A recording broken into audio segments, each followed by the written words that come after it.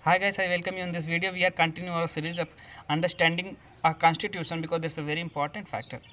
And we are understanding the historical background of the constitution. So let's start the video. हम 1757 की जो battle of Plassey हुई थी वहाँ तक हम लोगों ने पढ़ लिया था। हमने जाना था कि किस प्रकार से अंग्रेज़ों ने सिराजुद्दौला को हराया और उसके बाद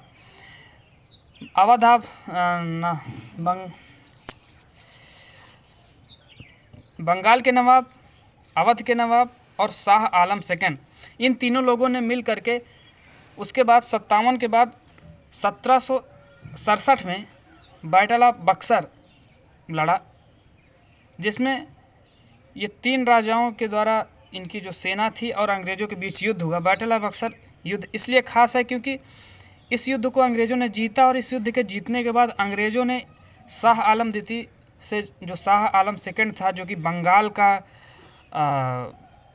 एक प्रकार से कह सकते हैं राजा था, उससे उन्होंने उनके दीवानी राइट्स ले लिए। दीवानी राइट्स दोस्तों होता क्या है कि जो रेवेन्यू, राजा के पास जो रेवेन्यू कलेक्शन आता है प्रजा के द्वारा, उसको अब अंग्रेज़ों ने कहा देखो तुम राजा तो हो लेकिन तुम्हारा जो पैसा आ रहा है राज्य का वो अब हम लेंगे।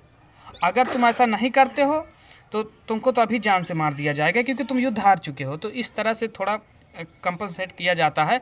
और फिर दीवानी राइट्स मिलने के बाद अब अंग्रेज़ों के पास पैसा आने लगा। अभी तक देखिए क्या हो रहा था, 1750 तक क्या हुआ कि अंग्रेज़ हमें सोना देते थे, हमसे रॉ मटेरियल लेते थे और उस रॉ मटेरियल का इस्तेमाल करके पूरे विश्व में अपना व्यापार करते थे, उसको बेचते थे। परंतु जैसे ही इन्होंने बंगाल की दीवानी ली, दीवानी राइट्स लिए, तो इन्होंने किया क्या कि जो रेवेन्यू कलेक्ट हो रहा था बंगाल के राजा के द्वारा अंग्रेज़ों को, उस रेवेन्यू से इन्होंने रॉ मटेरियल ख़रीदना स्टार्ट किया और उसी रेवेन्यू से इन्होंने अपने मिलिट्री को, यानी जो इनकी आर्मी थी, उसको भी सैलरी देने का कार्य किया, जो कि एक जो अब हमारे लिए एक घाटे की बात है क्योंकि हमारी जो वेल्थ है वो डिक्रीज़ होती जा रही है, हमारा जो पैसा है वो घट रहा है, जीडीपी घट रही है।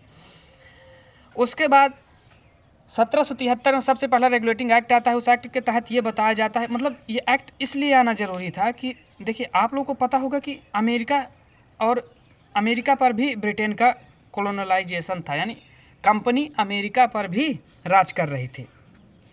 अमेरिका से ब्रिटेन का जो युद्ध हुआ वो 1770 ईस्वी में हुआ। युद्ध के कारण आर्थिक तंगी के चलते इन लोगों ने ब्रिटेन के मोनार्क से, यानी कंपनी वालों ने ब्रिटेन के मोनार्क से पैसा लिया 4 लाख पाउंड, उसको भी नहीं चुकाया। उसके बाद चूँकि ये इंडिया में ट्रेड कर रहे थे तो उस चार्टर के तहत जो 1600 में पास किया गया था, उस चार्टर के तहत इनको जो है ये परमिशन दी गई कि परमिशन क्या है, इनको मतलब कुछ टैक्सेस देने पड़ते थे ब्रिटेन में कि हम चूँकि व्यापार कर रहे हैं तो हम आपको पैसा देंगे, पर इन्होंने पैसा भी नहीं पे किया।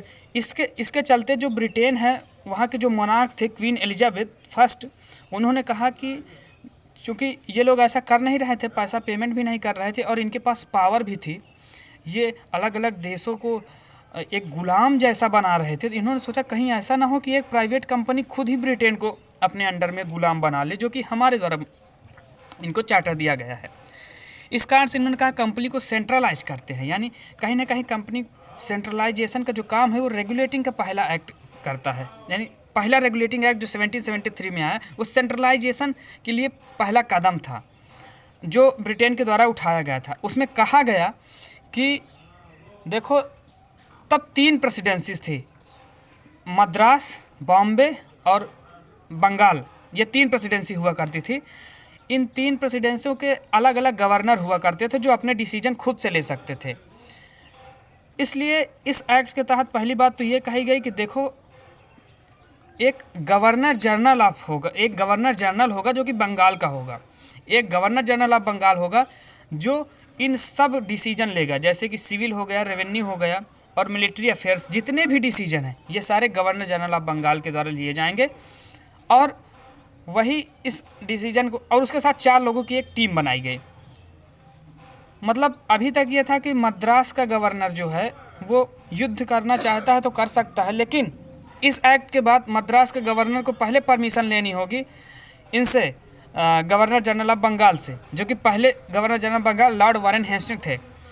और फिर उसके बाद दूसरी शर्त ये रखी गई कि देखो जो तुम गिफ्ट्स लेते हो राजाओं से, जो तुम उपहार वगैरह ले लेते हो, वो सब बंद करो, ये सारे उपहार लेना बंद करो, वरना तुम ज़्यादा पावरफुल होते जा रहे हो धीरे धीरे, ठीक है ना।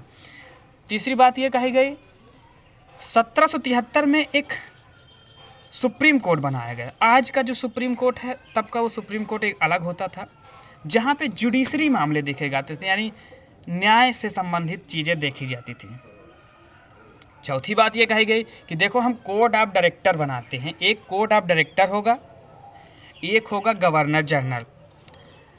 कोड ऑफ डायरेक्टर का काम होगा कि जो पैसा आता है उसकी रिपोर्ट वो गवर्नर जनरल को दें, जो सिविल अफेयर्स हैं, जो एडमिनिस्ट्रेटिव से रिलेटेड मामले हैं, उसकी रिपोर्ट वो गवर्नर जनरल को दें।